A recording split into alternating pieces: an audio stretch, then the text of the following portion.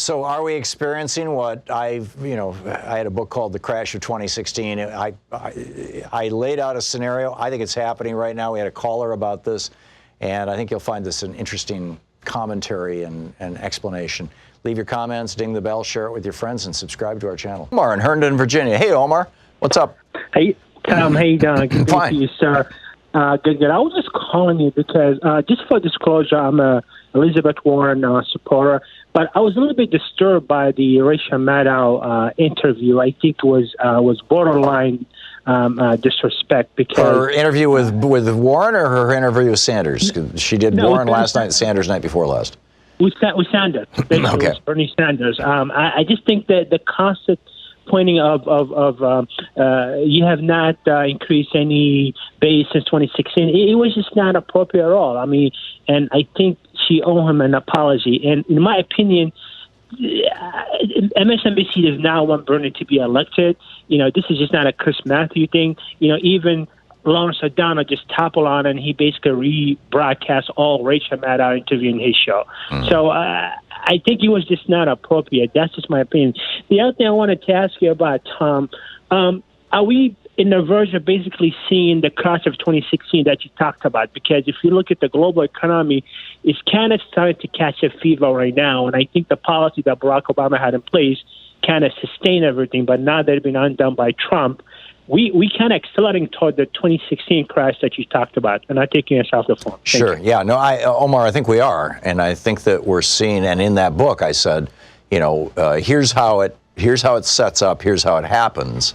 And my prediction was that it was going to happen by 2016. I think in 2016 that was around the time that the Fed really started intervening in a big way on a continuing basis, because the expectation was that was when the Fed would start unwinding all the stimulus that they had done in 2008 and 2009. And of course, they just kept doing it. And now, and so the bottom line is what's happened since 2008, 2009 is that we didn't really put the economy back together. What we did is we inflated an air mattress under it by lowering interest rates down to the point where they're gibberish. And this is not good for an economy. It's basically, and by the way, we weren't the only country that did this. The European Central Bank is doing the same thing. The Japanese Central Bank is doing the same thing. So the South Korean Central Bank is doing the same thing. And using exclusively or largely exclusively what's called monetary policy, that is what the Fed can do, adjusting interest rates, buying and selling bonds, putting money into or taking money out of the economy, is not the way that you bring an economy back from bad times. Franklin Roosevelt put the economy back together with very little help from the Fed. In fact, the Fed really didn't know what they were doing back in the 1930s. Arguably, they exacerbated the Great Depression.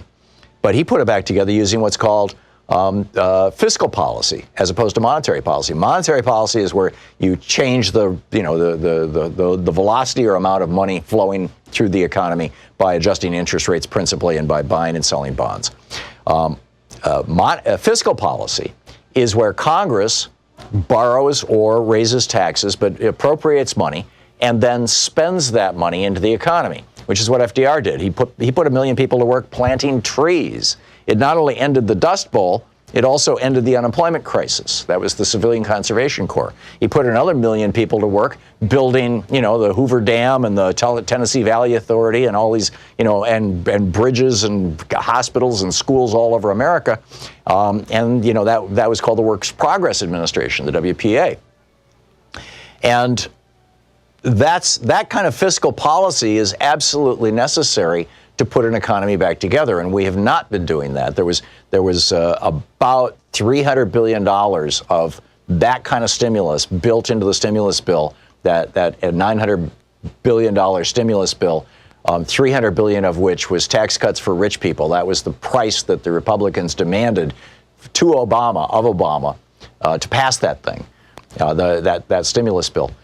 But it just reinflated the economy, and now what has happened is we've got this black swan event. We've got The coronavirus, it is crashing both demand and supply, whether you're a Keynesian demand side economic perspective, or whether you're a Reaganist supply side economic. If supplies are breaking down, supply chains are breaking down, and you can't get an iPhone because they can't get parts. Or if the demand side is breaking down, people aren't going out and buying things because they're sheltering at home, trying to avoid going out and getting sick. In either case, you can't do anything about that by adjusting interest rates. And that's why the stock market is going down and why probably it's going to continue to.